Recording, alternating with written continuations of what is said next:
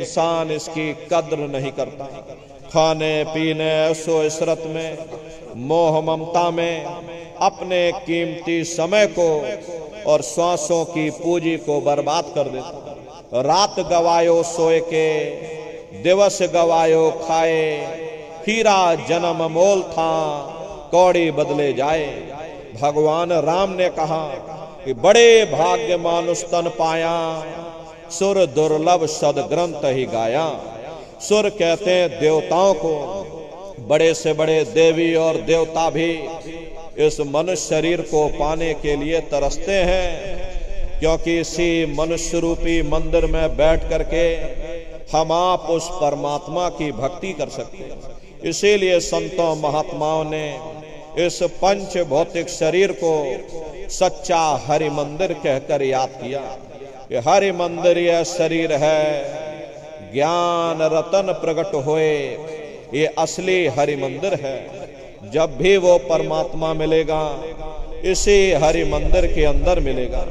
इसी पंच भौतिक शरीर को ईसा मसीह साहब ने टेम्पल ऑफ लिविंग गॉड यानी जिंदा ईश्वर का मंदिर कहा।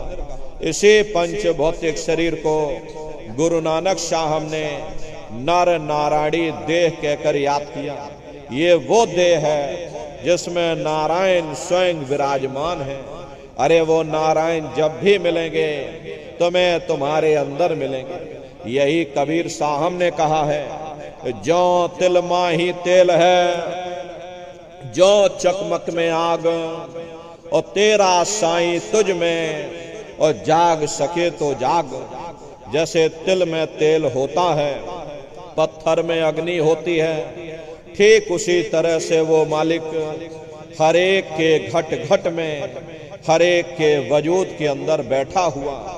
प्रेमी भाई बहनों, आप सभी लोग बुद्धिमान हो, पढ़े लिखे लोग हो, अपनी अपनी बुद्धि से विचार करिए। जब उस परमात्मा ने हर इंसान को एक जैसा बनाया, आँख, कान, नाक, मुंह, हाथ, पांव एक जैसे दिए, तो हम आप ये कैसे सोच सकते हैं कि उसने हिंदुओं के लिए अपने मिलने का कोई और रास्ता बनाया होगा, या मुसलमान, सिख या ईसाइयों के लिए अपने मिलने का कोई और रास्ता। कस्तूरी कुंडल बसे और मृग धूड़े बन माही, ऐसे घट घट राम है दुनिया देखे नाही।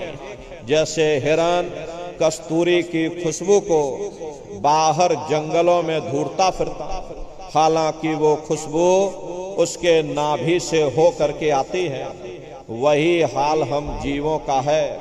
हम दुनिया के जीव भी उस परमात्मा की खोज बाहर इस जड़ संसार में कर रहे, लेकिन महात्मा समझाते हैं कि भाई मोको कहां ढूंढे रे बंदे, मैं तो तेरे पास में, और ना तीरथ में ना मूरत में, और मैं तो हूँ विश्वास में। ना मैं तीरथ में मिलूंगा, ना मैं मूरत में मिलूंगा, ना मैं अन्य किसी कर्म कांड में मिलूंगा, ना मैं ग्रंथों में मिलूंगा, ना मैं पोथियों में मिलूंगा, और ना ही मैं किताबों में मिलूंगा।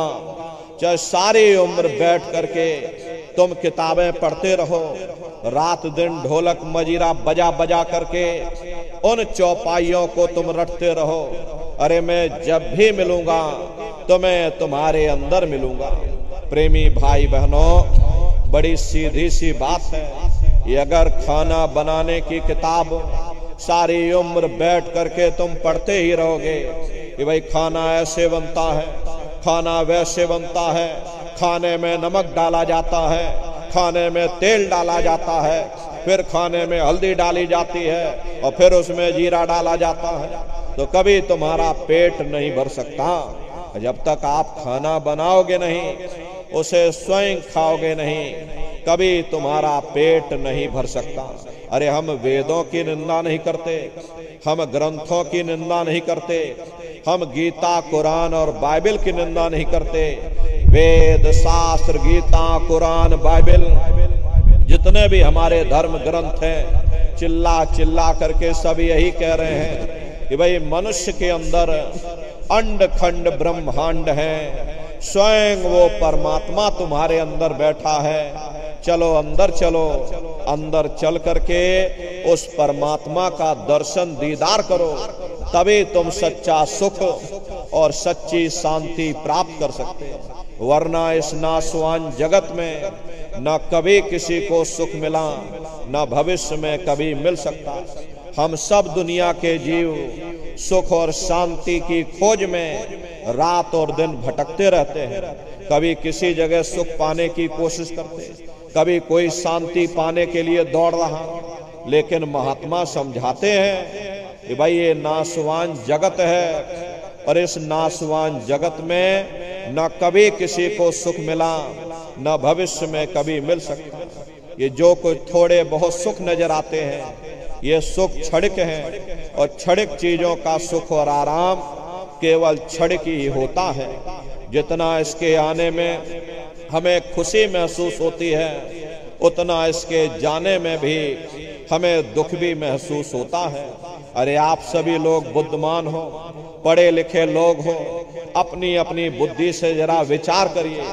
जब किसी व्यक्ति की शादी होती है तो मन में बड़ी भारी खुशी होती है, ये मन फूला नहीं समाता है। लेकिन यदि शादी के बाद उसी साथी के साथ कोई अनबन हो जाए, मन मुटाव या झगड़ा हो जावे, तो मन में भय पैदा हो जाता है कि कहीं साथी हमारा बेकार न निकल जाए, हमें छोड़ करके चला न जाए, शराबी कबाबी जुआरी न बन जाए। दुनिया भर की चिंताएं मन में समा जाती हैं, और चिंता चिता समान, चिंता से बढ़ करके दुनिया में कोई दूसरा रोग नहीं।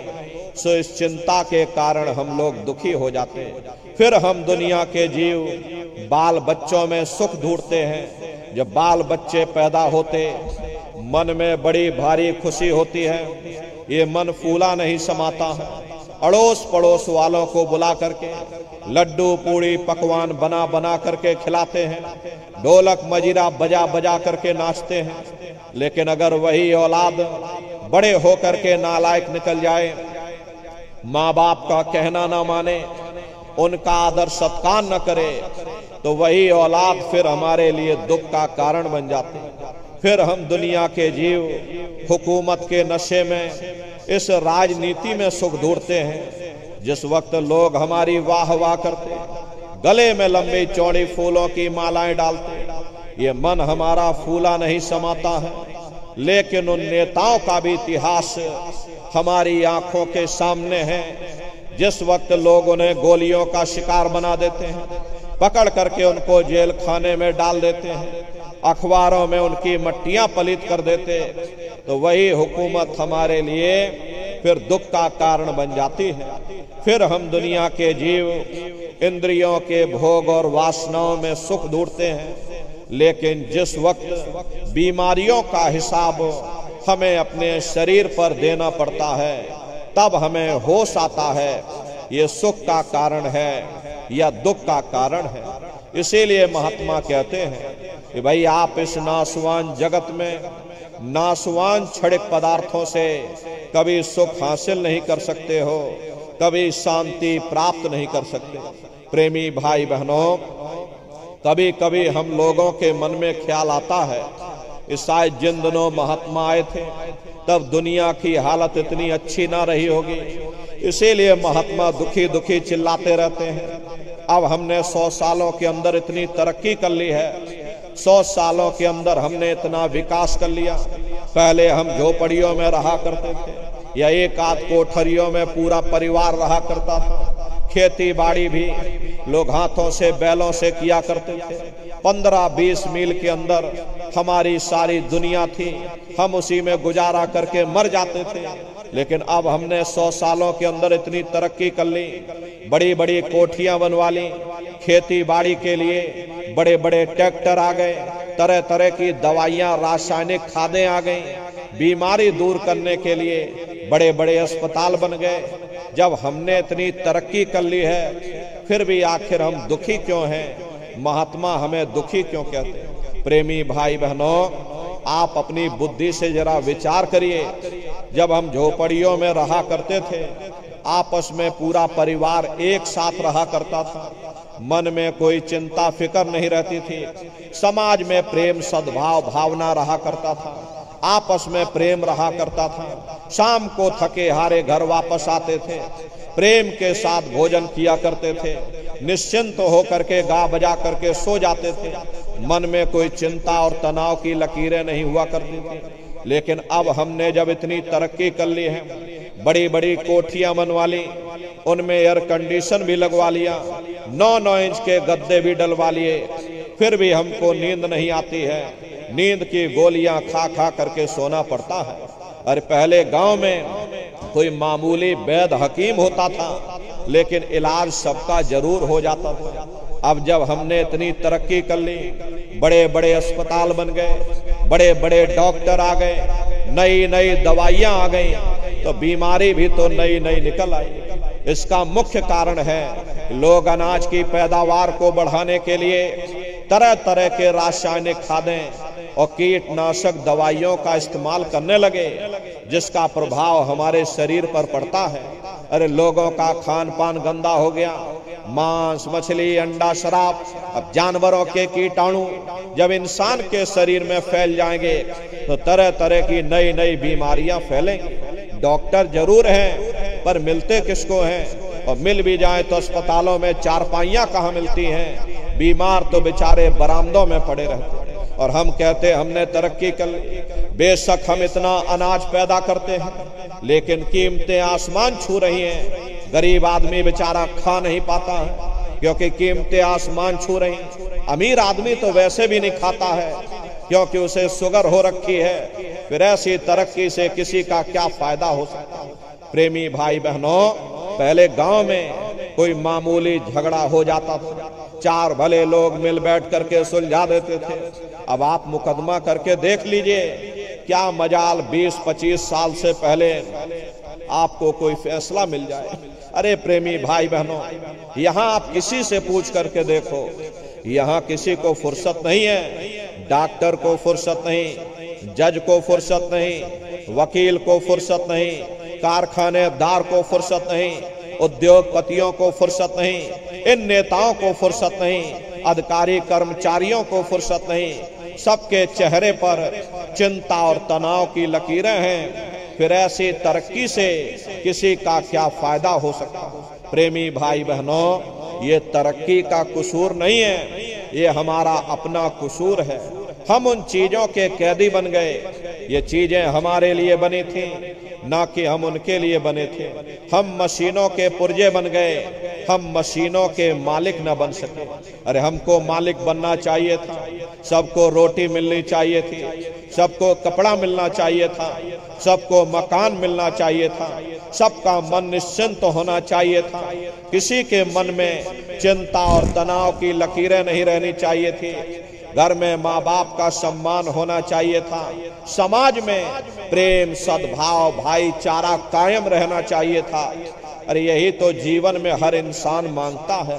प्रेमी भाई बहनों, अगर जीवन में कीमतें और कदरें ना रही, फिर ऐसी तरक्की से किसी का क्या फायदा हो सकता। इसीलिए महात्माओं ने जब कहा था तब भी ठीक था, और अब कहा तो अब भी ठीक है। दुनिया में न तब किसी को सुख मिला, न अब किसी को सुख मिल सकता। इसीलिए गुरु नानक साहब ने कहा, नानक दुखिया सब संसार। दुनिया का हर एक जीव अपनी अपनी जगह दुख और मुसीबतों से भरा हुआ है। यही सहजोबाई ने कहा, धनवंते सब ही दुखी, निर्धन है धन रूप, और साध सुखी सहजो कहे, और पायो भेद अनूप। जिसके पास धन दौलत, जो राजा महाराजा, जो सेठ साहूकार, वे सब के सब दुखी हैं। उनको किस चीज का दुख है? बड़े बड़े जो देश हैं लोग, और तिनको व्यापे चिंता रोग। ये जो चिंता रोग है, उन्हें अंदर से खाए जा रही, सो इस चिंता के कारण बेचारे दुखी बने रहते। और जिनको रोटी कपड़े मकान की फिक्र लगी, उन बेचारे गरीबों को दुखी होना ही होना। प्रेमी भाई बहनों, एक बार हमारे गुरु महाराज कलकत्ता में एक विशाल पार्क बना हुआ है, विक्टोरिया पार्क के नाम से। गुरु महाराज उसी बगिया में बैठे हुए थे। बगल से दो सेठ आए और दोनों सेठ गुरु महाराज के बगल में आकर बैठ गए। सामने देखा तो एक माली घास काट रहा था। अब घास काटते काटते माली को नींद आ गई और वह घास के ऊपर सो गया। अब दोनों सेठ आपस में बातचीत करने लगे। देखो उस माली को, हमसे ज्यादा सुखी तो वो माली है, कम से कम उसे नींद तो आ रही, हम लोगों को नींद तक नहीं आती। नींद की गोलियां खा खा करके सोना पड़ता। गुरु महाराज उन सेठों की बात सुन रहे थे। गुरु महाराज बोले, अरे भाई सेठ जी, तुमने अपने आप क्यों फैसला कर लिया? जाओ पहले माली से पूछ करके आओ क्या वो सुखी है या नहीं है। गुरु महाराज की बात को मान करके दोनों सेठ माली के पास गए। जगा करके पूछा, भाई हमारे सवाल का जवाब दे दो, क्या तुम सुखी हो या नहीं हो? तो माली बोला, अरे बाबूजी, हम कहाँ सुखी हैं? सुखी तो देखो महलों में जो रह रहे, ऊंची ऊंची इमारतों में जो रह रहे, एयर कंडीशन में जो लोग रह रहे, वे लोग सुखी हैं, हम कहाँ सुखी हैं। गुरु महाराज उसकी बातों को सुन करके कहने लगे, देखो ये माली कह रहा है ये सेठ सुखी है, और सेठ कह रहा माली सुखी है, और वास्तविकता यही है, यहाँ कोई सुखी नहीं। अरे ना सुख विद्या के पढ़े और ना सुख वाद विवाद, और साध सुखी सहजो कहे जो लागे सुन्न समाद। न आलिम फाजिम सुखी हैं, न गुणी ज्ञानी सुखी हैं, न बड़े बड़े विद्वान सुखी हैं। अरे सुखी वही है जिसने दुनिया में से अपने मन को निकाल करके और मालिक के चरणों में लगाया हुआ। इसीलिए महात्मा कहते हैं, लगो तुम अब चढ़कर सतनाम। अगर तुम सुख पाना चाहते हो, अगर तुम शांति पाना चाहते हो, तो सतनाम की खोज करो, उस मालिक की भक्ति करो। क्योंकि जितना समय तुम्हारा ध्यान मालिक की भक्ति में लगा रहेगा, तुम दुनिया में 2-4 दिन जरूर सुख हासिल कर सकते हो। और अगर तुम्हारा ध्यान मालिक की भक्ति से हट जाएगा, तो सारी दुनिया तुम्हारे लिए दुख का रूप बन करके खड़ी हो जाएगी। प्रेमी भाई बहनों, आप सभी लोग बुद्धिमान हो, अपनी अपनी बुद्धि से जरा विचार करिए। एक छोटा सा बच्चा अपने पिता की उंगली पकड़ करके मेला या नुमाइश में घूमने जाता है। उसे मेले की हर साजो सामान बड़ी खूबसूरत नजर आती है। किसी जगह खेल खिलौनों की दुकानें लगी, कहीं गुड्डे गुड़ियों की दुकानें लगी, कहीं झूलों की दुकानें लगी, कहीं मिठाई और पकवान की दुकानें लगी। तो वो बच्चा यही सोचता है कि शायद ये खुशी हमको इस मेले के साजो सामान से मिल रही।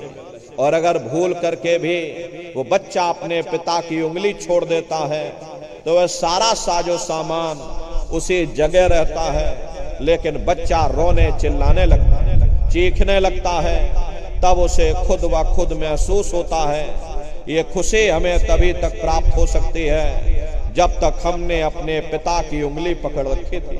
अरे हमारा पिता कौन है? वो परमात्मा है, वो परमेश्वर है जिसने अंड खंड ब्रह्मांड की रचना की। जितना समय तुम्हारा ध्यान मालिक की भक्ति में लगा रहेगा, तुम दुनिया में 2-4 दिन जरूर सुख हासिल कर सकते हो। और अगर तुम्हारा ध्यान मालिक की भक्ति से हट जाएगा, तो सारी दुनिया तुम्हारे लिए दुख का रूप बन करके खड़ी हो जाएगी। इसीलिए महात्मा समझाते हैं, भाई चारों तरफ से अपने ख्याल ध्यान को समेट करके एक मन एक चित्त हो करके सुरत शब्द नाम की कमाई करो।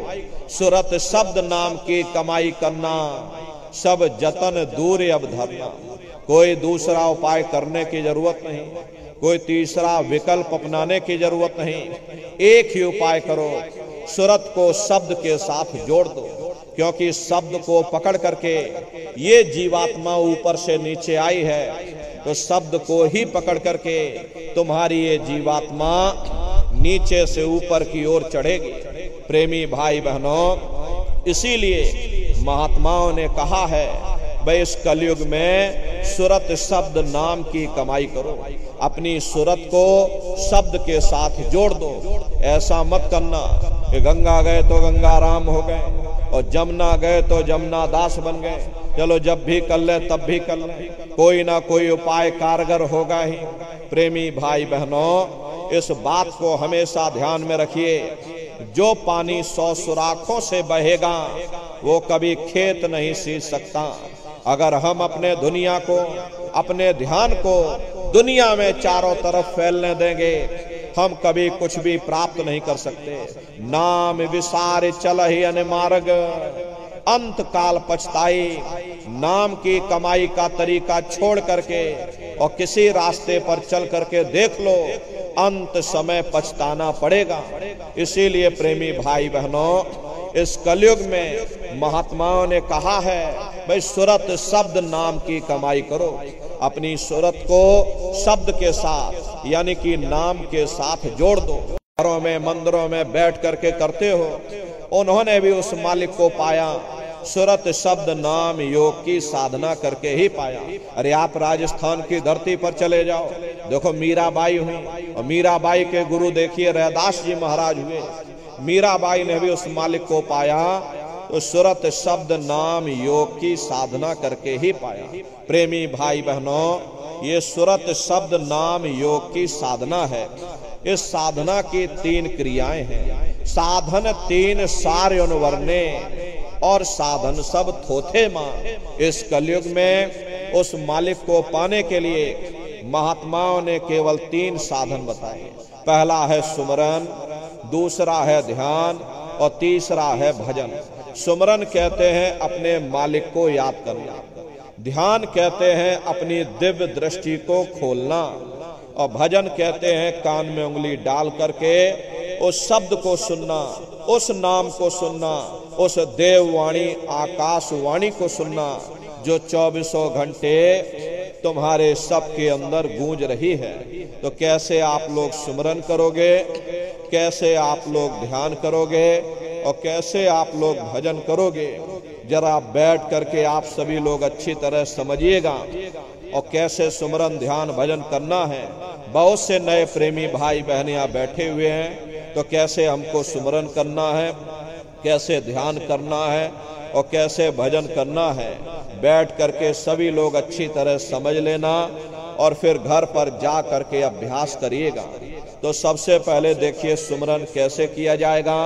सुमरन करने के लिए एक माला आप लोग ले लेना। ये देखिए प्रेमी भाई बहनों, 108 दाने की ये माला है।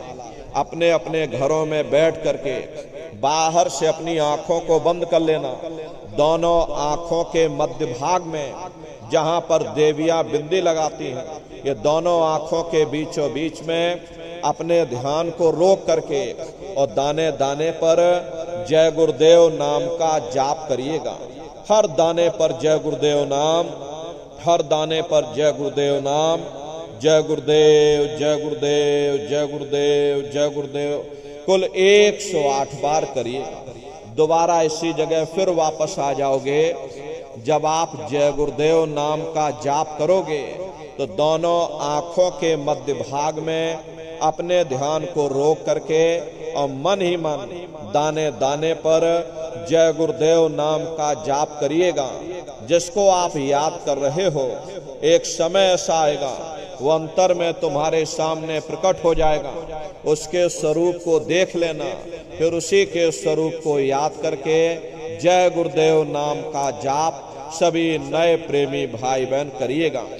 दूसरी बार फिर यहीं से जय गुरुदेव नाम का जाप, तीसरी बार फिर यहीं से जय गुरुदेव नाम का जाप। इस तरह से कुल 8 बार जय गुरुदेव नाम का सुमरन सभी नए प्रेमी भाई बहन करिएगा। और 8 बार करने के बाद में ये माला आप रख देना। प्रेमी भाई बहनों, ये जय गुरुदेव नाम किसी साधारण इंसान का नाम नहीं, ये स्वयं उस अनामी महाप्रभु का नाम है। समय समय पर संत महात्मा फकीर अपने अपने समय पर आकर के अपनी साधना के द्वारा उस मालिक के नाम को जगाते हैं, उस मालिक के नाम को सिद्ध करते हैं। जैसे कबीर साहब आए, कबीर साहब ने साहिब नाम सिद्ध किया। गुरु नानक साहब आए, गुरु नानक साहब ने वाह गुरु नाम सिद्ध किया। गोस्वामी जी महाराज आए, गोस्वामी जी महाराज ने राम नाम सिद्ध किया। मीराबाई आई, मीराबाई ने गिरधर नाम सिद्ध किया। सूरदास जी महाराज आए तो सूरदास जी महाराज ने श्याम नाम सिद्ध किया। इसी तरह से हमारे गुरु महाराज जय गुरुदेव नाम सिद्ध करके गए। जय गुरुदेव नाम का जहाज लगा कर गए। अगर ये जहाज पर सारी दुनिया बैठेगी, ये जहाज सारी दुनिया को पार करेगा। एक साध है सब सध है, सब साध है सब जाए। पहले अपने गुरु की उंगली पकड़ लो, क्योंकि गुरु तुम्हारा सच्चा रहबर है। गुरु बिन भव निज तरह न कोई, बगैर गुरु के तुम्हारी ये जीवात्मा इस भव सागर से पार नहीं जा सकती। गुरु गोविंद दो खड़े ताके लागू पाई, और बलिहारी गुरु आपने जिन गोविंद दियो बताई। महिमा उन्हीं की है जिन्होंने उस गोविंद को लखा दिया। इस संसार में हमारे तीन तरह के गुरु होते हैं। पहले गुरु हमारे माता पिता होते हैं, जो हमें जन्म देते हैं, हमारा पालन पोषण करते हैं, बचपन से हमारे अंदर संस्कार डालते हैं। ये माता पिता हमारे पहले गुरु, पहले भगवान होते हैं। दूसरे गुरु हमारे शिक्षक होते हैं, जो हमें स्कूलों में कॉलेजों में हमें जो भौतिक ज्ञान देते हैं, ये हमारे दूसरे गुरु होते हैं। और तीसरे हमारे आध्यात्मिक गुरु होते हैं, जो हमारी जीवात्मा को इस भव सागर से पार ले जाते हैं। इसीलिए कहा गया है, गुरुर ब्रह्मा गुरुर विष्णु गुरुर्देवो महेश्वरः गुरुर साक्षात् पर ब्रह्मा तस्मै श्री गुरुवे नमः।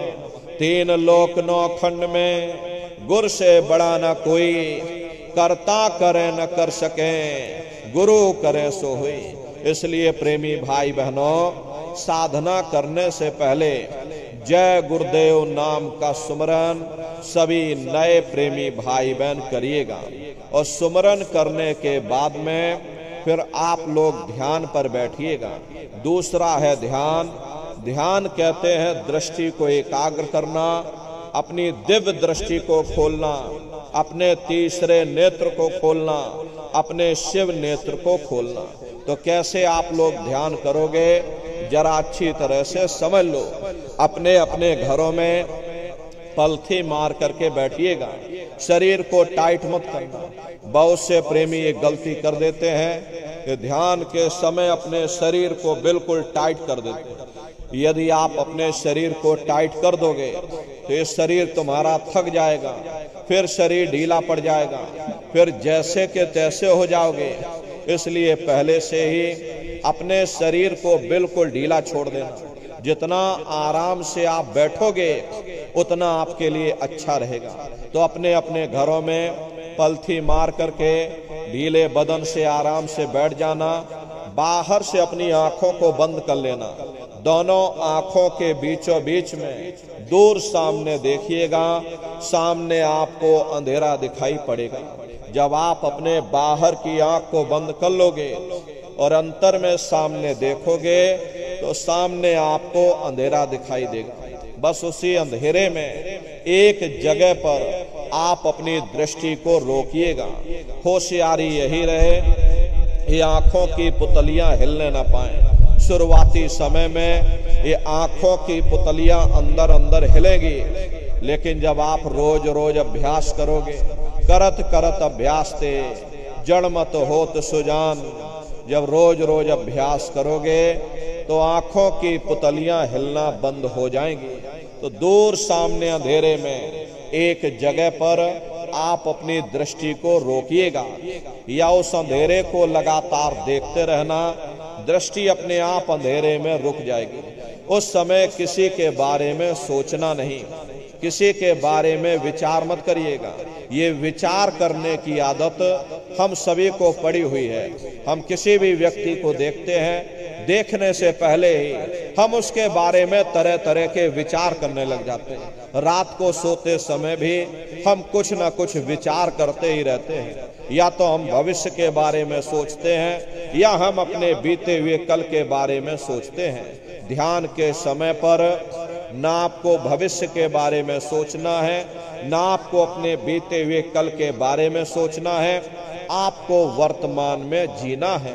वर्तमान में जीने का नाम ही ध्यान है। तो एक टक होकर के बस उस अंधेरे को लगातार देखते रहो। किसी के बारे में सोचना नहीं, किसी के बारे में विचार मत करना, शरीर को बिल्कुल हिलाना नहीं। अब अगर पानी हिलता रहेगा तो परछाई साफ नजर नहीं आएगी। पानी हिलना बंद हो जाए, परछाई साफ नजर आ जाएगी। ऐसे ही अगर आपका शरीर हिलता रहेगा तो एकाग्रता जल्दी नहीं आएगी। इसलिए शरीर को बिल्कुल हिलाना नहीं, किसी के बारे में कुछ मत सोचना। शून्य हो करके, एक मन एक चित्त हो करके लगातार उस अंधेरे को देखते रहिएगा। एक जगह अंधेरे में अपनी दृष्टि को रोक करके रखिएगा। प्रेमी भाई बहनों, जब अंधेरे में दृष्टि रोक करके रखोगे, एक समय ऐसा आएगा सुई की नोक के बराबर काले में भी काला बिंदु, बड़ा चमकीला बिंदु होगा, तारे की तरह चमचम चमचम चमकेगा। वो चमकता हुआ तारे जैसा बिंदु आपको सामने दिखाई पड़ेगा। और जब वो बिंदु सामने दिखाई पड़ जाए तब आप अपनी दृष्टि को उस बिंदु पर एकाग्र कर देना। वही बिंदु दरवाजा है, वही बिंदु खिड़की है। उसी को हरि का द्वार यानी कि हरिद्वार कहा गया। बहुत विशाल वो दरवाजा है। ये संसार उसके सामने कुछ नहीं है। ऐसे तुम लाखों संसार इकट्ठे करके और एक साथ दरवाजे के अंदर डाल दो, पता तक नहीं चलेगा। इतना विशाल वो हरि का द्वार तुम्हारे सब के अंदर बना हुआ है। एक छोटे से बीज को लेकर के हम आपसे कहें इस बीज के अंदर बहुत बड़ा पेड़ है, तो आप जल्दी भरोसा नहीं करोगे। लेकिन उस छोटे से बीज को जब आप जमीन में गाड़ दोगे, थोड़ा खाद पानी दोगे, वो बीज अंकुरित हो जाएगा। उसमें से विशाल लताएं भी निकलेंगी, विशाल वृक्ष का रूप भी लेगा, उसमें से फल और फूल भी निकलेंगे। इसी तरह से आप सभी के अंदर सुई की नोक के बराबर तारे की तरह छोटे से छोटा बिंदु है। उस बिंदु के अंदर बड़े बड़े ब्रह्मांड बसे हुए हैं। वो तारे जैसा चमकता हुआ बिंदु आपको सामने दिखाई पड़ेगा। लेकिन बिंदु जब दिखाई पड़ेगा जब आपकी ये दृष्टि उस अंधेरे में रुक जाएगी। ये उसी तरह से है जैसे आपकी आंखों के सामने सूरज है, लेकिन बीच में बादल आ गए, इसीलिए सूर्य आपको दिखाई नहीं दे रहा। अगर बादल हट जाएं तो सूरज सामने दिखाई पड़ जाएगा। ठीक उसी प्रकार से कर्मों के बादल अंधकार बन करके, दीवाल बन करके हमारी आंखों के सामने आकर खड़े हो गए। जब आप अपने आंखों की पुतलियों को उस अंधेरे में रोक करके रखोगे तो उसी अंधेरे में सुराख हो जाएगा। यही कहा गया है, दोनों तिल एक तार मिलाओ और तब देखो गुलजारा है। यानी दोनों आंखों की पुतलियों को अंधेरे में एक जगह पर रोक करके रखो। जब आंखों की पुतलियों को अंधेरे में रोक करके रखोगे तो उसी अंधेरे में सुराख हो जाएगा। सामने आपको चमकता हुआ बिंदु दिखाई पड़ेगा। और जब वो बिंदु सामने दिखाई पड़ जाए तब आप अपनी दृष्टि को उस बिंदु पर एकाग्र कर देना। जब आप अपनी दृष्टि उस बिंदु पर एकाग्र कर दोगे तो वही बिंदु दरवाजा है। वो दरवाजा खुल जाएगा, ये शिव नेत्र खुल जाएगा, ये दिव्य दृष्टि आपकी खुल जाएगी और आप दरवाजे के अंदर दाखिल हो जाओगे। एक बार प्रेमी भाई बहनों ये दिव्य दृष्टि आपकी खुल जाए, फिर क्या भूत, क्या भविष्य, क्या वर्तमान, कोई भेद आपसे गुप्त नहीं रहेगा।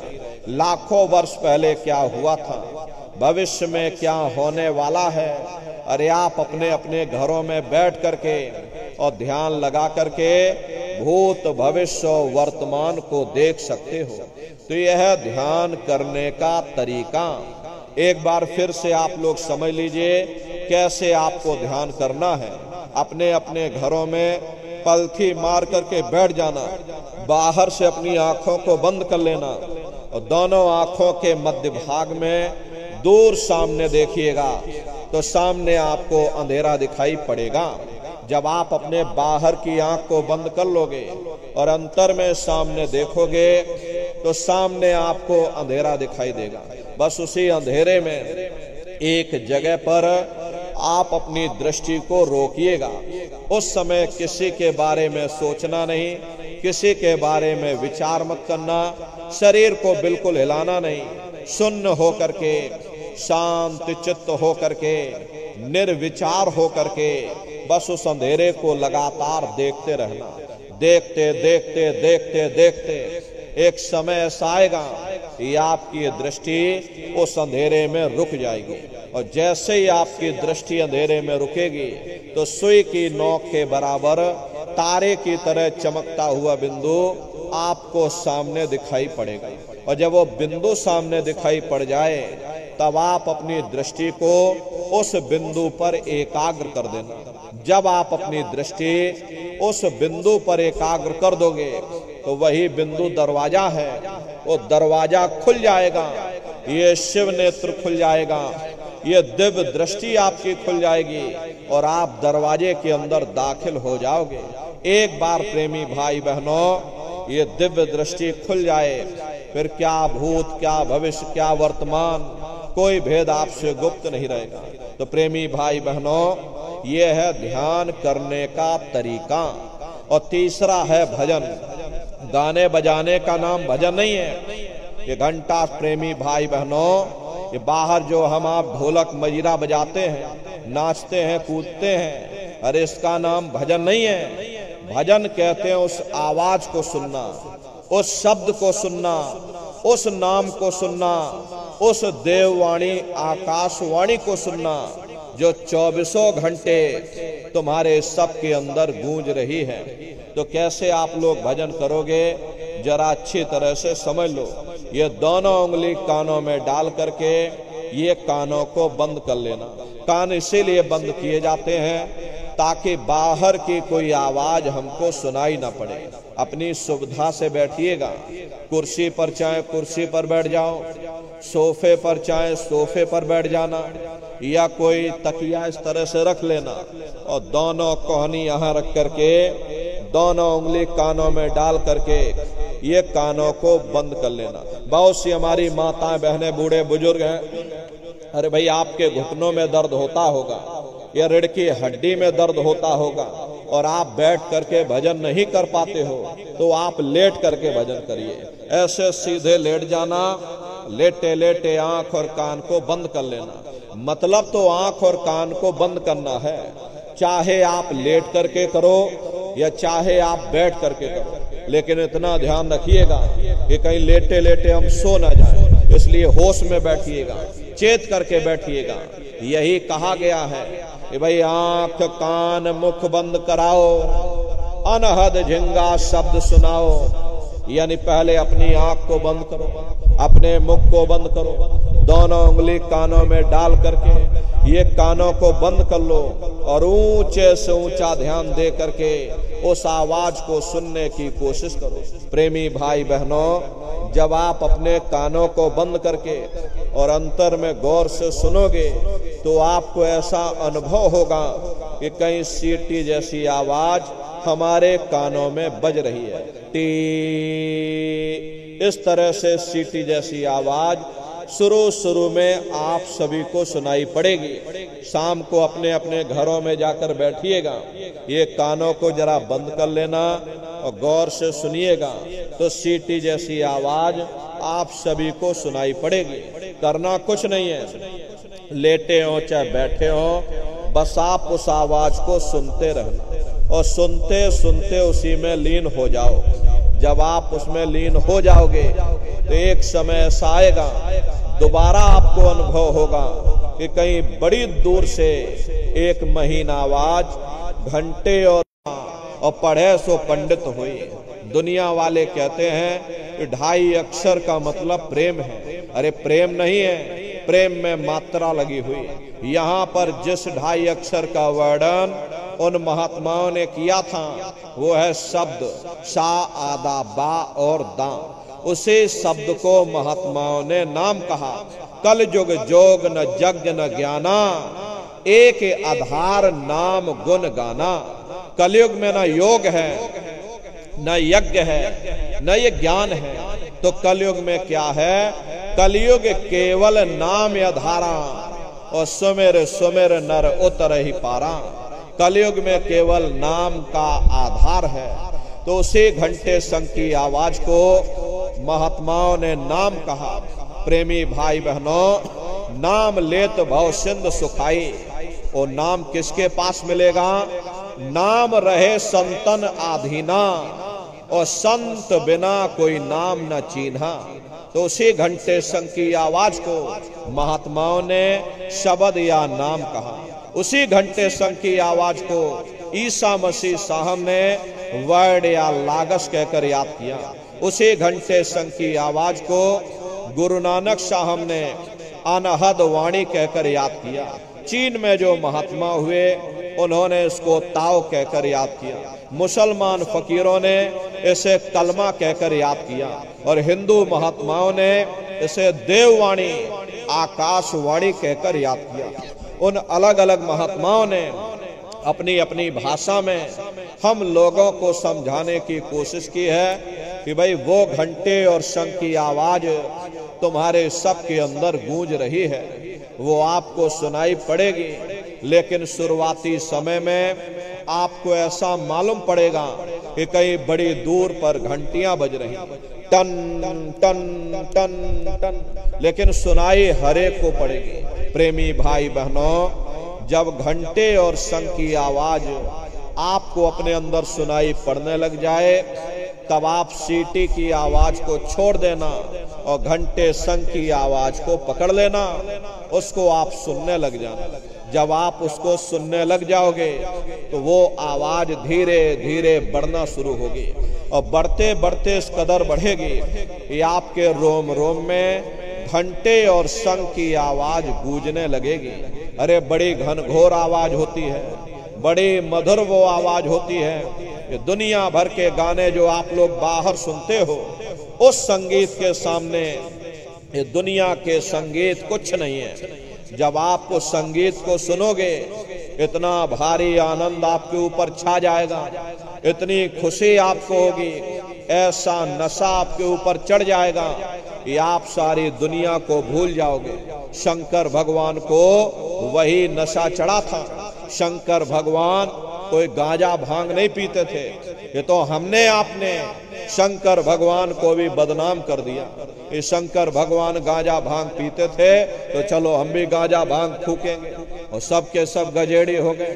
प्रेमी भाई बहनों, शंकर भगवान ने कभी गांजा भांग नहीं पिया।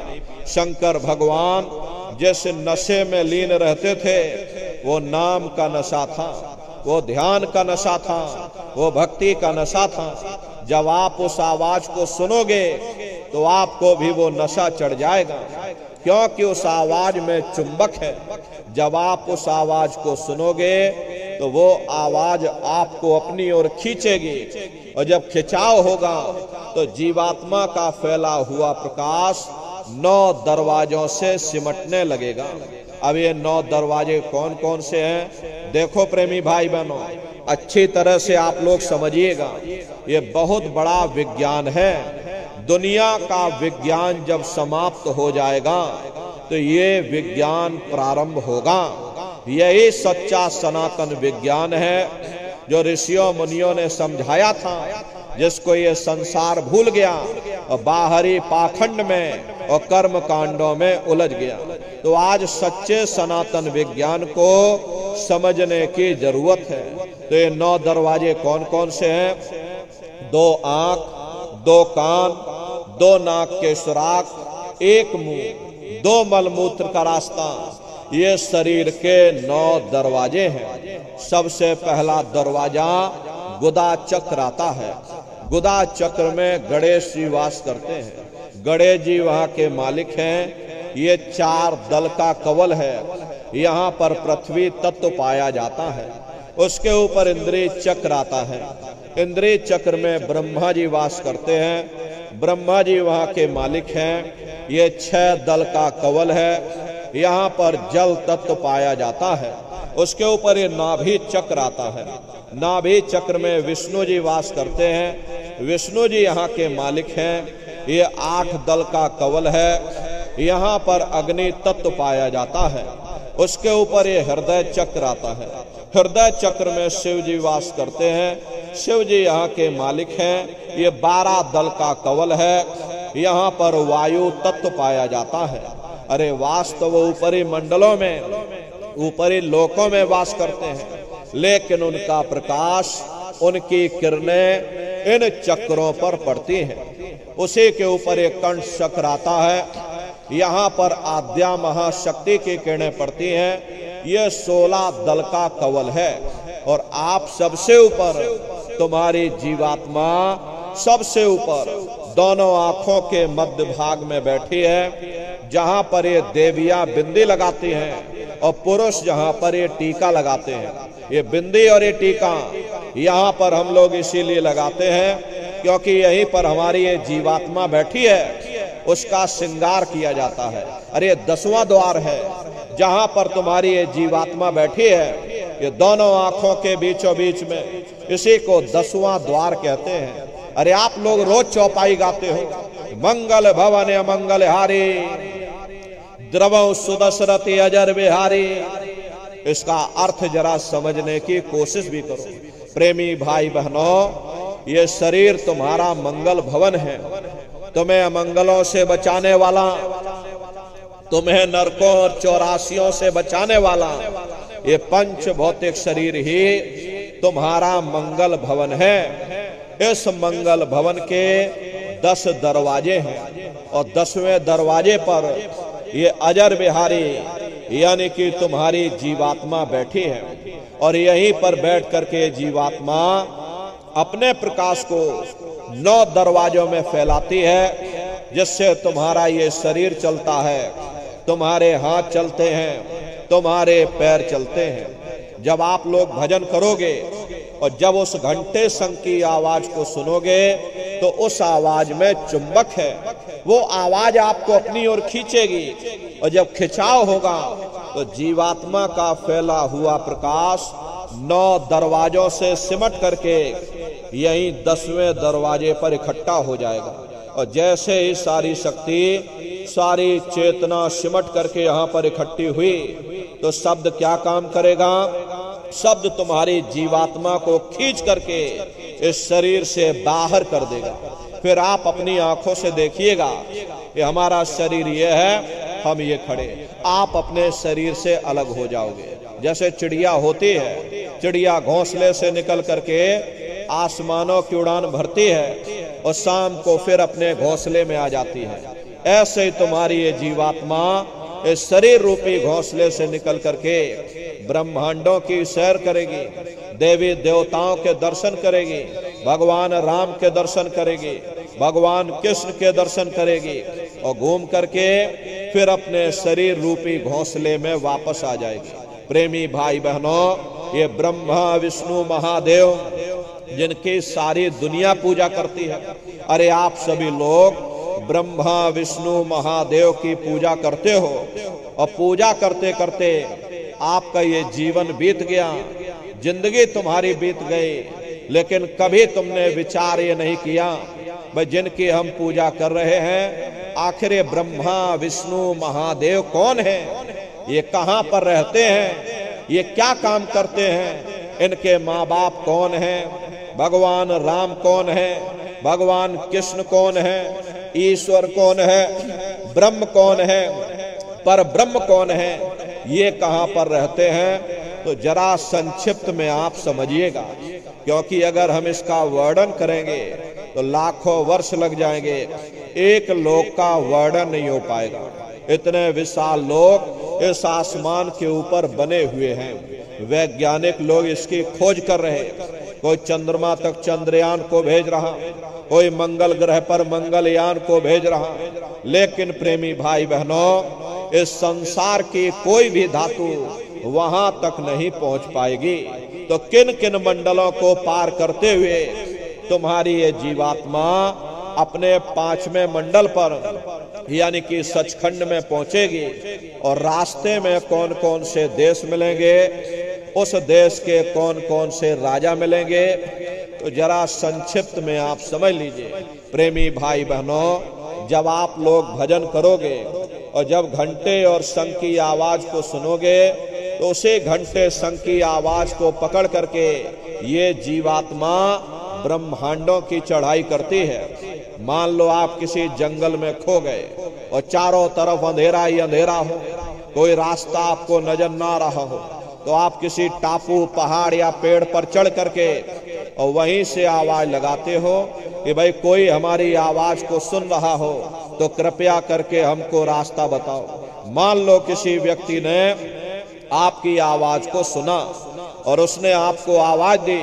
कि भाई हम तुमको ये आवाज दे रहे, तुम इस आवाज को पकड़ करके और तुम हम तक पहुंच जाओ, भले ही हमें दिखाई ना पड़े, जबकि हम उसकी आवाज को पहले सुनेंगे कि वो आवाज पूरब से आ रही है या पश्चिम से आ रही है, फिर उसी आवाज को पकड़ करके हम उसी जगह पहुंच जाएंगे जहां पर वो व्यक्ति आवाज दे रहा है। ठीक उसी प्रकार से इस मानव मंदिर के अंदर, इस हरि मंदिर के अंदर वो परमात्मा आवाज दे रहा। जब तुम्हारी ये जीवात्मा, ये सुरत उस आवाज को पकड़ेगी, तो उसी आवाज को पकड़ करके ये जीवात्मा वहीं पहुंच जाएगी जहां वो परमात्मा बैठ करके आवाज दे रहा। तो प्रेमी भाई बहनों, वो आवाज कब सुनाई पड़ेगी? जब आप लोग भजन करोगे और जब घंटे और शंख की आवाज को पकड़ोगे, तो उसी घंटे शंख की आवाज को पकड़ करके ये जीवात्मा ब्रह्मांडों की चढ़ाई करती है। सुरत ने जब धुन को पकड़ा, आसमां पर चढ़ गई, हो गई काबिल वहां पर, अब न कोई गम रहा। प्रेमी भाई बहनों, ये सुरत जब शब्द को पकड़ती है, तो उसी आवाज को पकड़ करके ये जीवात्मा फिर ब्रह्मांडों की चढ़ाई करती है। पलक झपकते यह जीवात्मा खरबों योजन ऊपर चली जाती है। ये चांद, सूरज, सितारों को पार करने के बाद में सबसे पहले जो आपको लोक मिलेगा, उसे महात्माओं ने शिवलोक कहा। शिवलोक तमोगुणी स्थान है, वहां के मालिक शिव जी हैं। वो पार्वती जी के साथ में उस लोक में विराजमान है। चैतन्य धार जो ऊपर से नीचे आ रही है, जिसे महात्माओं ने गंगा कहा, वे अपना केंद्र बिंदु शिवलोक को बनाती है। इसीलिए शिव जी की जटा में ये गंगा दर्शाई जाती हैं। इस लोक में असंख्यों जीवात्माएं रहती हैं। ये सभी जीवात्माएं शिव स्वरूप में मौजूद होती हैं। जब आप वहां पहुंचोगे और शिव जी का जब प्रत्यक्ष दर्शन करोगे, तो आपका स्वरूप भी शिव के समान यानी कि शिव स्वरूप हो जाएगा। शिव जी का दर्शन करने के बाद में फिर घंटे शंख की आवाज को पकड़ करके फिर जब आप ऊपर चढ़ोगे, उसी के ऊपर ब्रह्मा जी का लोक आएगा। ब्रह्मा जी का लोक वो रजोगुणी स्थान है। वहां के मालिक ब्रह्मा जी हैं। वो गायत्री, सावित्री और सरस्वती के साथ उस लोक में विराजमान है। और ब्रह्मा जी का दर्शन करने के बाद में फिर घंटे शंख की आवाज को पकड़ करके, देखो प्रेमी भाई बहनों, घंटे और शंख की आवाज को पकड़ करके रखना पड़ता है। यदि आपने उस आवाज को वहां छोड़ दिया, तो सेकंड भर आपको नहीं लगेगा, धड़ाम से आप अपने शरीर में वापस लौट आओगे और इन बाहरी आंखों को खोल दोगे। इसीलिए शब्द को पकड़ करके रखना पड़ता है। शब्द सीढ़ी है, शब्द रस्सी है, जिसको पकड़ करके ये जीवात्मा नीचे से ऊपर की ओर चढ़ती है। तो ब्रह्मा जी का दर्शन करने के बाद में फिर घंटे शंख की आवाज को पकड़ करके फिर जब आप ऊपर चढ़ोगे, उसी के ऊपर विष्णु लोक आएगा। विष्णु लोक वो सतोगुणी स्थान है। वहां के मालिक विष्णु जी हैं। उनका बड़ा मनमोहक स्वरूप है। उनकी 4 भुजाएं हैं और चारों भुजाओं में शंख गदा पद्म और चक्र सुशोभित हैं और आप क्षीर सागर में लक्ष्मी जी के साथ विराजमान हैं। ये तीनों देवता ब्रह्मा विष्णु और महादेव अपने अपने लोक में बैठ करके राज कर रहे। एक रचयिता है जो हम जीवों को रचता है, एक पालनहार है जो हम जीवों को पालता है, और एक संहार करता है जो हम जीवों को नष्ट कर देता है। और एक का काम है शरीर को बनाना, एक का काम है शरीर की सुरक्षा करना, और एक का काम है शरीर को नष्ट कर देना। इनकी जो माता है वो आद्या महाशक्ति है। ब्रह्मा विष्णु महादेव लोक के ऊपर वो आद्या महाशक्ति का लोक आता है, उसी को देवी दुर्गा का लोक कहा जाता है। प्रेमी भाई बहनों, वहां देवी दुर्गा विराजमान है। अरे आप लोगों ने भी 9 दुर्गे की पूजा की है। सबने अपने अपने गांव में, अपने अपने क्षेत्रों में सब लोगों ने देवी दुर्गा की मूर्ति बनाई। अपनी श्रद्धा से, अपनी आस्था से लोगों ने व्रत रखा, उपवास रखा, सब लोगों ने पूजा की। प्रेमी भाई बहनों, ये तो आपकी श्रद्धा है, आपकी आस्था है उनके प्रति। लेकिन महात्माओं ने कहा था, भाई सही मायने में तुम्हारी 9 दुर्गे पूजा कब सफल होगी?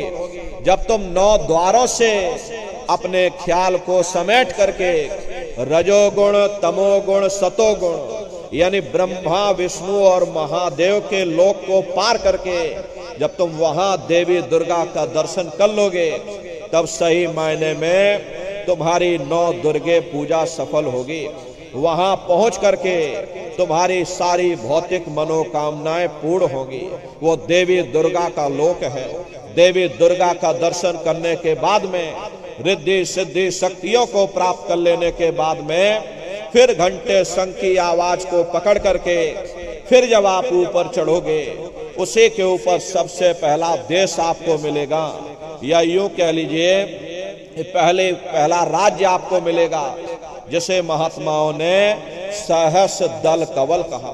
अरे वो राजधानी है, जैसे आपके उत्तर प्रदेश की राजधानी लखनऊ है और जौनपुर आपका जिला है, इसी तरह प्रेमी भाई बहनों वो सहस दल कवल राजधानी है। ये ब्रह्मा विष्णु महादेव के जो लोक हैं उस राजधानी के अंतर्गत आने वाले जिले हैं, और राजधानी का जो मालिक है वो निरंजन भगवान है। ये ब्रह्मा विष्णु महादेव ये निरंजन भगवान के ही पुत्र हैं, और ये आद्या महाशक्ति देवी दुर्गा ये निरंजन भगवान की अर्धांगिनी है, और निरंजन भगवान स्वयं तीनों लोकों के मालिक हैं। अरे उन्हीं को त्रिलोकी नाथ कहा जाता है।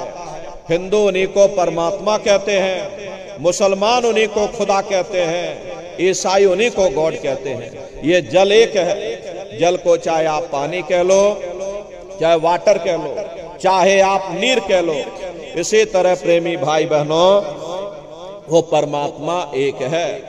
हम लोग लफ्जों के झगड़े में उलझे हुए हैं। घंटे और शंख की आवाज जो हर इंसान के अंदर गूंज रही, वो आवाज उन्हीं के मुखार बिंद से हो रही। निरंजन भगवान का जो स्वरूप है वो ज्योतिष स्वरूप है। हजार बाती की अखंड ज्योति वहां पर बराबर जल रही है। अरे प्रेमी भाई बहनों, परम प्रकाश रूप दिन राती, और नहीं कछु चाहिए दिया घृत बाती। हम आप यहाँ ज्योत जलाते हैं, ये तो हम आप उसकी नकल करते हैं। इस ज्योति में तेल की जरूरत पड़ती है, बाती की जरूरत पड़ती है। तेल बाती खत्म हो जाए, ज्योति तुम्हारी बुझ जाएगी। लेकिन वो अखंड ज्योति वहां पर ऐसी जल रही जिसमें ना तेल की जरूरत है और ना बाती की जरूरत है। अरे महात्माओं ने लिखा है, उल्टा कुआं गगन में तिसमें जरे चिराग, तिसमें जरे चिराग, बिना रोगन बिन बाती, 6 ऋतु 12 मास जरत रहे दिन राती। सतगुर मिले जो होए, ताह की नजर में आवे, बिन सतगुर नहीं कोई, वाह को दर्शावे। वो अखंड ज्योति ऐसी है जिससे पूरा ब्रह्मांड प्रकाशवान हो रहा। जितनी भी अवतारी शक्तियां आई भगवान राम आए, राम को वहीं से नीचे उतारा गया। इसीलिए उस देश को अयोध्या नगरी या कौशलपुर देश भी कहा जाता है। अरे गोस्वामी जी महाराज जब साधना करके वहां पहुंचे, तभी गोस्वामी जी महाराज ने रामचरित्र मानस में लिख दिया। देखो प्रेमी भाई बहनों, रामचरित्र मानस में गोस्वामी जी महाराज ने जो भी कुछ लिखा है वो सब अंतर का भेद लिखा। जब उन्होंने साधना किया, साधना करके जब ऊपर गए, जो कुछ उन्होंने ऊपर जा करके अपनी दिव्य दृष्टि से देखा वो रामचरित्र मानस में लिख दिया। अरे आप लोग ऊपर गए नहीं, आपने कुछ देखा नहीं, इसीलिए आप अर्थों को समझ नहीं पाते हो और अर्थ का अनर्थ कर देते। तो क्या लिखा गोस्वामी जी महाराज ने? देखिए गोस्वामी जी महाराज रामचरित्र मानस में लिखते हैं कि मूद्यो नैन त्रसत में भयो, पुन चितवत कौशलपुर गयो। जब मैंने अपने बाहर की आंख बंद की, मेरी अंतर की आंख खुल गई और मैं क्या देख रहा हूं, मैं कौशलपुर देश में पहुंच गया। मोह विलोक राम मुस्काई, मुझे देख करके भगवान राम प्रसन्न हो गए। उन्होंने ऊपर जाने का मुझे रास्ता दे दिया।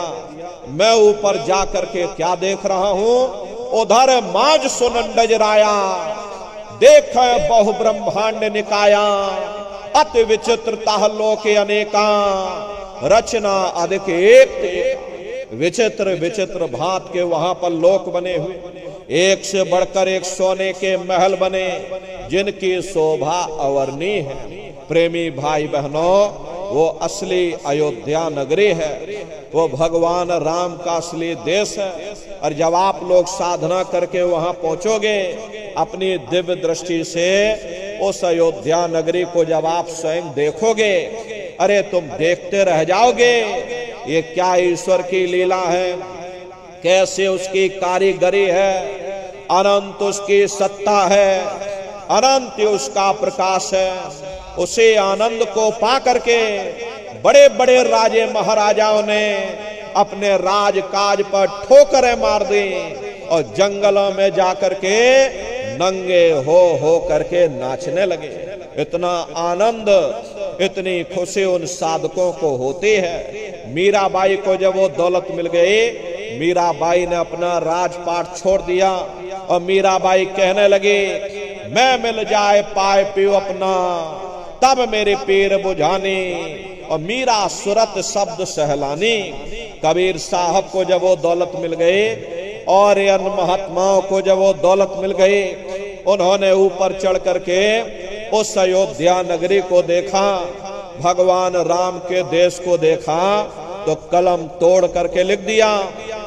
चिल्लाने लगे, अचरज देखा भारी साधो, अचरज देखा भारी रे, बिना बजाए निस्दिन बाजे, घंटा शंख नगारी रे, बहरा सुन सुन मस्त होते हैं, तन की खबर बिसारी रे, बिन भूमि के महल बना है, तामे जो तो जारी रे, अंधा देख देख सुख पावे, बात बतावे सारी रे, जीता मर कर फिर जी जावे, बिन भोजन बलधारी रे, ब्रह्मानंद संत जन बिरला, कोई समझे बात हमारी रे।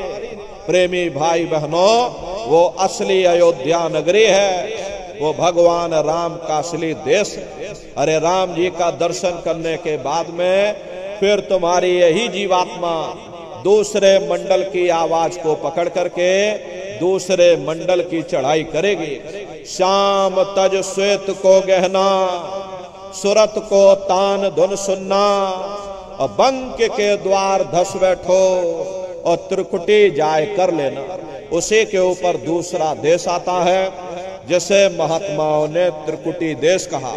वहां के जो मालिक हैं वो ब्रह्म है, वहीं से मन और माया की उत्पत्ति हुई, वहीं से तीन गुण रजोगुण, तमोगुण, सतोगुण, तीनों गुणों की उत्पत्ति वहीं से हुई।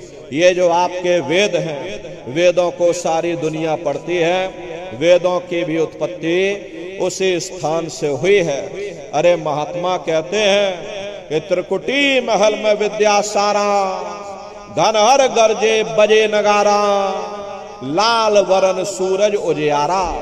वहां पर दो धुने, बादलों की गर्जन और मृदंग की आवाज उस लोक में गूंजती रहती है। जैसे पहले स्थान पर भगवान राम के देश में घंटे और शंख की आवाज गूंजती है, ऐसे दूसरे मंडल पर यानी कि ब्रह्म के देश में बादलों की गर्जन और मृदंग वहां पर बजता रहता है। ओम का जाप बराबर वहां होता रहता है। ब्रह्म का जो स्वरूप है लाल वरन सूरज उजियारा। ये सूरज कुछ नहीं है, ऐसे तुम लाखों लाख सूर्य इकट्ठे करोगे तो वहां का एक सूर्य बनेगा। प्रेमी भाई बहनों, ब्रह्म का जो स्वरूप है वो सुबह के लाल सूर्य के समान है, इसीलिए वहां का पूरा ब्रह्मांड लाल है। महात्मा जब साधना करके वहां पहुंचे तभी महात्माओं ने लिख दिया, लाली मेरे लाल की जित देखो तो लाल, और लाली देखन में गई मैं भी हो गई लाल। वो पूरा ब्रह्मांड ही लाल है। तो जितने साधक वहां पहुंच जाते हैं उन सभी को योगेश्वर कहा जाता है। योगेश्वर की पदवी उन्हीं को मिलती है जो ब्रह्म स्थान तक पहुंच रखते हैं। जैसे व्यास जी हुए, वशिष्ठ जी हुए, वाल्मीकि जी हुए, इन सब की पहुंच वहीं तक थी। इसीलिए कहा गया कि वाल्मीकि भय ब्रह्म समाना। जब इनकी जीवात्मा वहां पहुंची और जब इन्होंने ब्रह्म का दर्शन किया तो इनका स्वरूप भी ब्रह्म के समान यानी कि ब्रह्म स्वरूप हो गया। तो जितने साधक वहां पहुंच जाते हैं उन सभी को योगेश्वर कहा जाता है। योगेश्वर भगवान श्री कृष्ण उसी देश में वास करते हैं। ये जो ब्रह्म देश है वो श्री कृष्ण भगवान का ही देश है और श्री कृष्ण भगवान वहीं पर रहते हैं।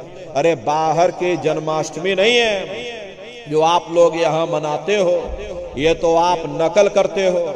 महात्माओं ने कहा था भाई सही मायने में तुम जन्माष्टमी कब मनाओगे, जब तुम्हारी ये जीवात्मा पांच तत्व जल पृथ्वी अग्नि वायु आकाश और तीन गुण रजोगुण तमोगुण सतोगुण यानी पांच तत्व तीन गुणों से परे होकर के ब्रह्म देश में पहुंच करके जब तुम कृष्ण भगवान का दर्शन कर लोगे तब सही मायने में जन्म अष्टमी मनाई जाएगी। वहां कृष्ण भगवान का दर्शन करने के बाद में फिर तुम्हारी यही जीवात्मा तीसरे मंडल की आवाज को पकड़ करके और तीसरे मंडल की चढ़ाई करेगी। आगे पहुंचे सुन झंकार ररंकार धुन सुनी पुकार, आगे से तो सुन है भाई मान सरोवर पैठ नहीं। उसी के ऊपर तीसरा देश आता है जिसे महात्माओं ने सुन्न देश कहा, उसी को रारंग देश कहा जाता है, उसी को अक्षर और नेति कहा जाता है। वहां के जो मालिक हैं वो रारंग पुरुष है यानी कि पर ब्रह्म पुरुष है।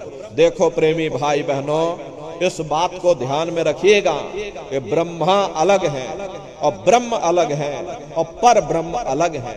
वहां के जो मालिक हैं तीसरे मंडल के स्वामी वो पर ब्रह्म पुरुष है। वहां किंगरी और सारंगी दो धुनें उस लोक में गूंजती रहती है और पर ब्रह्म पुरुष का जो स्वरूप है वो पूर्णमासी के चंद्रमा के समान बड़ा ही मनमोहक स्वरूप है। इसी स्थान पर प्रेमी भाई बहनों एक बहुत बड़ा अमृत का सरोवर बना हुआ है जिसे महात्माओं ने मान सरोवर कहा। जब तुम्हारी ये जीवात्मा उस मान सरोवर में जाकर स्नान कर लेगी तो जन्म जन्मांतरों के तुम्हारे मैले पाप कर्म साफ हो जाएंगे।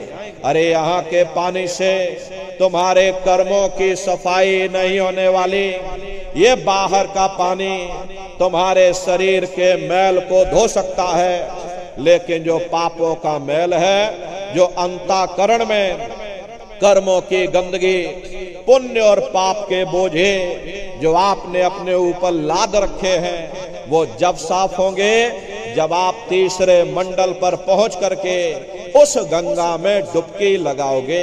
उस गंगा में स्नान करने के बाद में ये जीवात्मा हंस रूप हो जाती है। हंसन मिले हंसा हो जाए, मिले जो अमी आहारा है। जीवात्मा का खुद का प्रकाश वो समृद्ध के सरोवर में स्नान करने के बाद में 16 सूर्य के बराबर हो जाता। फिर यही जीवात्मा चौथे मंडल की आवाज को पकड़ करके और चौथे मंडल की चढ़ाई करती है। 2 पर्वत के संग निहारो, भंवर गुफा ते संत पुकारो।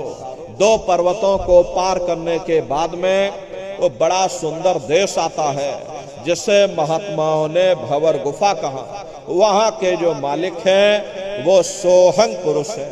वहां बंसी यानी मुरली की मधुर ध्वनियां सदा उस लोक में उच्चारण होती रहती हैं। और सोहंग पुरुष का जो स्वरूप है वो दोपहर के सूर्य के समान महाप्रकाशवान स्वरूप है। अरे स्वरूप में अंतर है। पहले स्थान पर निरंजन भगवान का जो स्वरूप है वो ज्योतिष स्वरूप है। दूसरे स्थान पर ब्रह्म का जो स्वरूप है वो सुबह के लाल सूर्य के समान है। और तीसरे स्थान पर ब्रह्म पुरुष का जो स्वरूप है वो पूर्णमासी के चंद्रमा के समान है।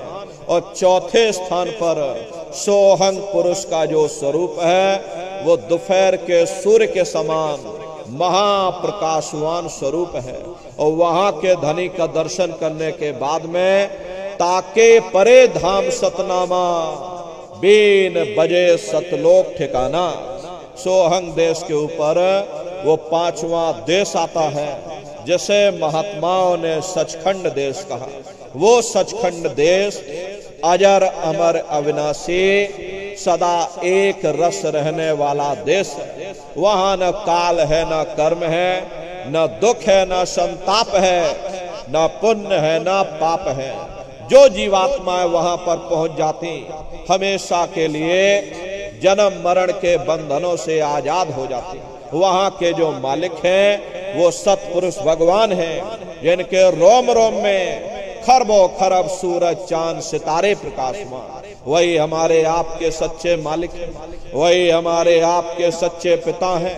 अरे हमको आपको वहीं से नीचे उतारा गया, फिर शब्द को पकड़ करके शब्द शब्द पौड़ी पर चढ़कर पहुंचो सचखंड सतनाम। तो शब्द कब पकड़ में आएगा? जब आप लोग भजन करोगे। और भजन कैसे किया जाएगा जरा अच्छी तरह समझ लो।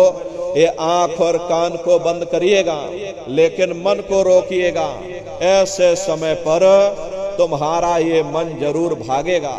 अभी आप यहाँ सत्संग में बैठे हो, शरीर भले तुम्हारा यहाँ बैठा है लेकिन मन सारी दुनिया में भाग रहा। अब किसी को बाल बच्चों की याद आ गई, मन बाल बच्चों में पहुंच गया। कोई दुकान दफ्तर छोड़ करके आया, मन दुकान दफ्तर में पहुंच गया। किसी को कोई बात याद आ गई, मन आपस में बातचीत करने लगा। शरीर तुम्हारा यहाँ बैठा है, मन सारी दुनिया में भाग रहा। तो ऐसे भजन से कोई लाभ नहीं होगा। कबीर साहब ने कहा है कि कबीर पापी भगत न भावे, हर पूजा न सोहाए, और माखी चंदन पर हरे, और जहां विगंध तह जाए। जैसे मक्खी चंदन या कस्तूरी पर नहीं बैठती है बल्कि रात दिन गंदगी में भिनभिनाती रहती है, ठीक उसी प्रकार से हम मनुष्यों का हाल है। हमारे आपके बुरे खोटे पाप कर्म हमें महात्माओं की तरफ जाने नहीं देते, उनके वचनों को सुनने नहीं देते। सुनते उसी में लीन हो जाओ। एक समय ऐसा आएगा, दोबारा आपको अनुभव होगा कि कहीं बड़ी दूर से एक महीन आवाज, घंटे और शंख की आवाज हमारे कानों में बज रही। और जब घंटे शंख की आवाज आपको अपने अंदर सुनाई पड़ने लग जाए तब आप सीटी की आवाज को छोड़ देना और घंटे शंख की आवाज को पकड़ लेना। एक बार प्रेमी भाई बहनों आप उस आवाज को पकड़ लो, फिर वो आवाज आपको नहीं छोड़ेगी, खींच करके शरीर से बाहर कर देगी। फिर रोज आना, रोज जाना, रोज ब्रह्मांडों की सैर करना, रोज देवी देवताओं के दर्शन करना, रोज घर बैठे भगवान राम के दर्शन करना, रोज भगवान कृष्ण के दर्शन करना, और घूम करके फिर अपने शरीर रूपी घोंसले में वापस चले आना। अरे यहाँ से आपको अगर बंबई जाना है तो पहले आप टिकट खरीदोगे, फिर आप रेलगाड़ी पर चढ़ोगे, 24 घंटे में आप बंबई पहुंचोगे। लेकिन भजन के द्वारा आप सूक्ष्म शरीर में पलक झपकते ही बंबई ही क्या, पूरे संसार का चक्कर लगा करके सेकंड भर के अंदर, उससे भी कम समय में अपने शरीर में फिर वापस आ सकते। इतनी भारी रफ्तार आपकी होगी। ये कब संभव होगा? जब आप लोग भजन करोगे। भजन का मतलब है भजो, अपने घर वापस चलो। तो इस सुमरन, ध्यान और भजन 3 क्रियाएं आपको बताई गई। नित्य नियम से आप लोग करिएगा। अरे नागा नहीं होना चाहिए। शरीर को आप भोजन देते हो, सुबह दोपहर शाम रात भोजन करते रहते हो, लेकिन कभी तुमने विचार ये नहीं किया, ये जीवात्मा जो जन्म जन्मांतरों से बेचारी भूखी प्यासी बैठी है, जिसकी शक्ति से तुम्हारा ये भारी भरकम शरीर चल रहा, तो कभी अपनी जीवात्मा को तुमने भोजन नहीं दिया। अरे इसका भोजन भजन है, इसका भोजन शब्द है, इसका भोजन नाम है। अपना ये नियम बनाओ कि पहले हम अपनी जीवात्मा को भोजन देंगे, फिर अपने शरीर को भोजन देंगे। अगर ये नियम तुम्हारा बन गया तो तुम्हारा लोक भी बन जाएगा और तुम्हारा परलोक भी बन जाएगा। प्रेमी भाई बहनों, उस मालिक को पाने के लिए तुम्हें कोई घर बार नहीं छोड़ना, तुम्हें कोई जात बिरादरी नहीं बदलनी। अरे जात पात के रगड़े झगड़े ये तुम्हारे अपने नहीं है, ये सिर्फ देने के लिए आते। अरे आप तो सच्चा मार्ग, सनातन मार्ग समझाने के लिए इस धराधाम पर शरीर रूप में अवतरित होते हैं। महात्मा कोई जात बिरादरी नहीं देखते। अरे महात्मा कोई ऊंच नीच, कोई भेदभाव पैदा नहीं करते। अगर महात्माओं ने भेदभाव किया होता तो देखो भगवान राम जंगलों में रहने वाली आदिवासी महिला शबरी का जूठा बेर भगवान राम नहीं खाते। निर्मल मन जन सो मोह पावा, मोह कपट छल छिद्र न भावा। इसीलिए महात्मा कहते हैं जात पात पूछे नहीं कोई, और हरि का भजे सो हरि का हुई। लोग यहाँ जात पात बनाते बनाते रह गए। लेकिन ऐ नारियों, जब तुम्हारी ये जीवात्मा इस मनुष्य रूपी चोले को छोड़ करके ऊपर जब तुम धर्मराज की कचहरी में पहुंचोगे, वहां न तुमसे ये पूछा जाएगा कि भाई तुम किस जाति के हो, या तुम किस कौम के हो, या तुम किस मजहब के हो। अरे भाई तुम हिंदू हो या मुसलमान हो, तुम हिंदुस्तान से आए हो या तुम सीधे पाकिस्तान से चले आ रहे।